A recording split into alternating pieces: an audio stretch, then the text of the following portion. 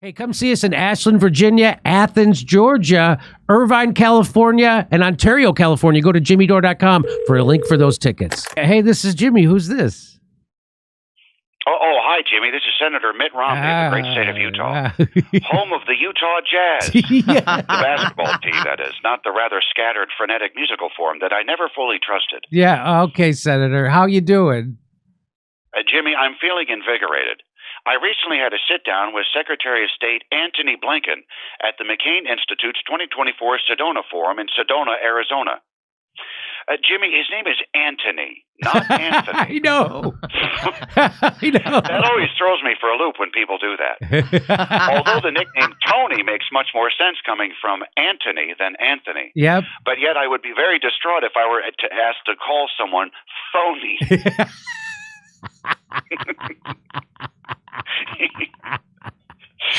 Yes, I wouldn't like that either, Senator. Anyway, that's neither here nor there. Point is, when you have the names Romney, Blinken, and McCain together, you know there's going to be some level-headed talk headed your way. Oh, don't. I know it. That's right, Jimmy. The adults have entered the room. Put your toys away in the toy box. It's grown-up time. So grown up. And boy, howdy, did we have a level-headed conversation. Many sensible statements were uttered aloud. And Jimmy, I'll tell you what, whenever a Republican like me and a Democrat like Secretary Blinken agree on something, that must be the correct thing and also morally right. Yeah, Senator, the American centrist position, always the one that values human life and welfare worldwide. Okay, I sense you're being a little sarcastic there, but I'll ignore that and simply agree with the actual statement. Fair enough. What did you discuss? Well, Jimmy, I'm glad you asked. During this forum or symposium, we got into the weeds on several issues, but one thing we definitely agreed on was our astonishment at how Israel's PR has become so bad in the past 6 months or so.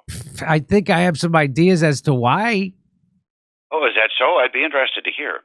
But he and I hypothesized that these unbelievable protests we've seen, with students just coming out and saying they don't approve of a foreign government's actions, Jimmy, they're not even hiding it anymore. And these polls that say that people are not supporting the president over this issue, that all this is the result of people not getting their news from authoritative news sources anymore. And who would that be? Well, the New York Times, Wall Street Journal, Reuters, AP, and so forth. These established journalistic sources knew how to report on conflict in Israel. They knew history, the nuance, how complicated this situation is. Time was, there would be an article with a photograph on the front page of your major local paper. This Israeli child was killed in Israel in the latest round of violence.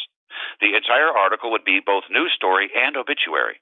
And it wasn't until you got to the very last sentence, continued on another page, that you would learn that 7 Palestinian children were killed as well. No names, no photos.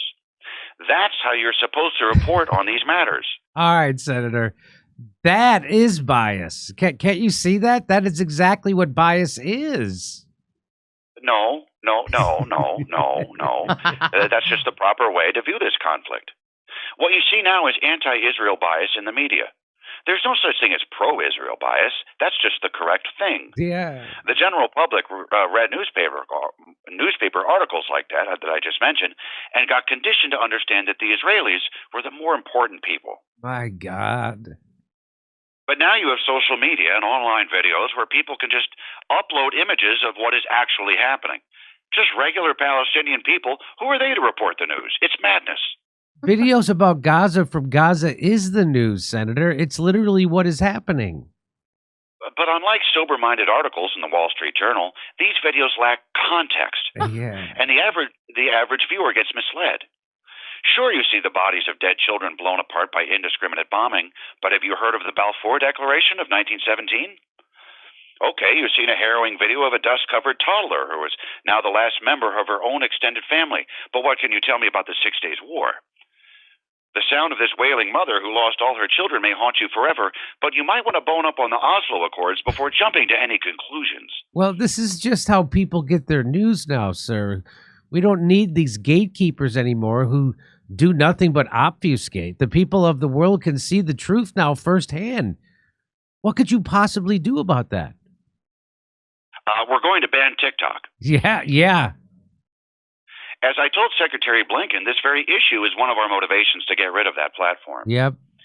Because of the anti-Israel sentiments that can be stirred up when people are exposed to objective reality.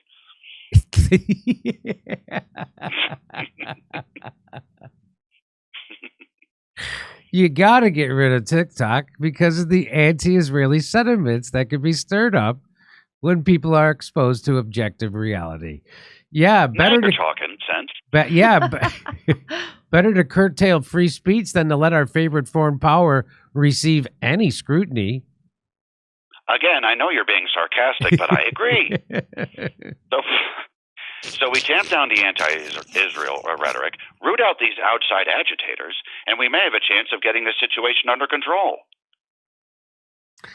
What outside agitators are you talking about? Well, Jimmy, as I'm sure you've heard, these protests were basically started by agitators who were outside, obviously out of doors outside, but we mean from outside the community. Leftist agitators, perhaps even Hamas agents or other terrorist groups. What makes you think that, Senator? Well, it's just a thing that everybody knows, everybody who doesn't like these protests. Nancy Pelosi on television said that Russia might be behind these protests, which I find also a compelling theory. It could be Hamas and Russia in cahoots. Did you get this assertion from an authoritative news source? And who would that be? Oh, you know, the New York Times, Wall Street Journal, Reuters, the AP. No. Then how could you know the outside agitator's business is real? Jimmy, the mainstream media is so tainted with anti-Israel sentiment right now. They are essentially working as a mouthpiece for Hamas. In fact, all of these death toll numbers from Gaza are taken straight from the Hamas Health Ministry. And these so-called authoritative news sources are just repeating them without question, which is irresponsible journalism. All right, Senator, we got to go, but sorry to cut you off, but I'm glad to hear you're still full of shit as always. Okay, Jimmy, sounds good. Have a great show today, and have an even better summer. Oh, Jesus. Hey, come see us do a live show. We're going to be in Denver, Colorado, May 11th. Los Angeles, California, doing a live panel show with a celebrity panel and video. Ashland, Virginia, Athens, Georgia, Rutherford, New Jersey, with Max Blumenthal, Minneapolis, Minnesota, Ontario, California, Irvine, California, Chicago, Illinois, with another celebrity panel, live video show in Chicago, and Grand Rapids, Michigan. Go to jimmydore.com for a link for tickets. jimmydore.com for a link for tickets.